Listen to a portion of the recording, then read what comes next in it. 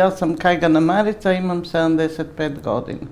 Pa lijepo je imati 75 godina, još uvijek dobro zdravlje to služi pomalo i dobro je, lijepo je.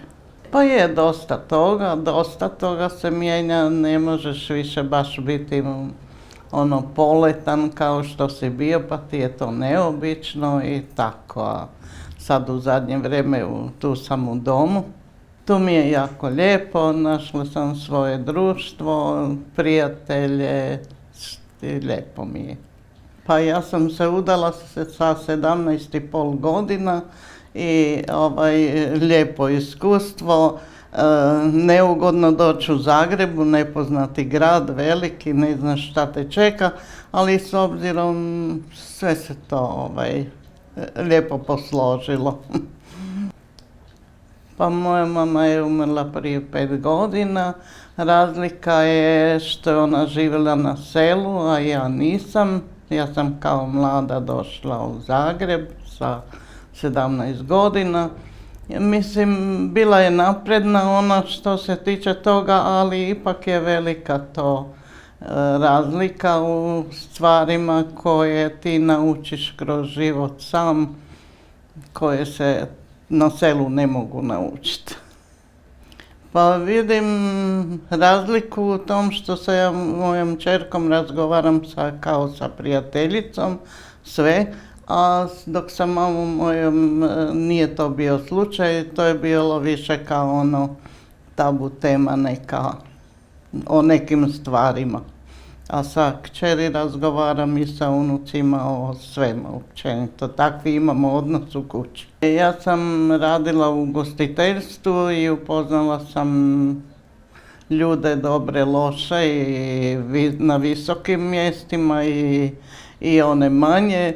I mislim da mi je to puno pomoglo. Čula sam svašta, vidjela sam svašta i mislim da mi je to dosta pomoglo. Da sam tako kako jesam.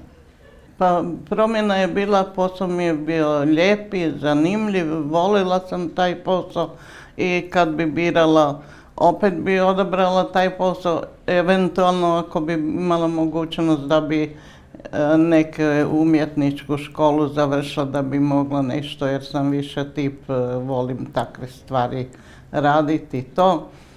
Promjena je bila u tom, sam si ostao, tamo si non stop među ljudima, ali okolnosti su bile da sam bila bolesna i morala sam otići u mirovinu.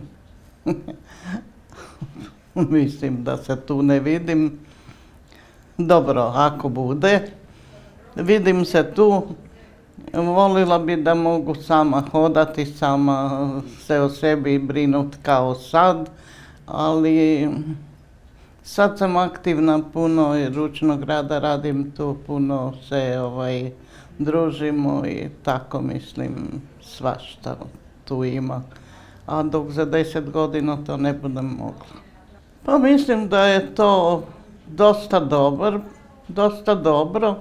Žene su se izborile i mislim da nemaju čemu biti nezadovoljne, žalosne i tako. Jer sve mogu same raditi, sve imaju aute, sve imaju škole, sve imaju sve mogućnosti koja je i malo za sebe misli ili ne znam kakvi je tip žene. Mislim da mogu napredovati.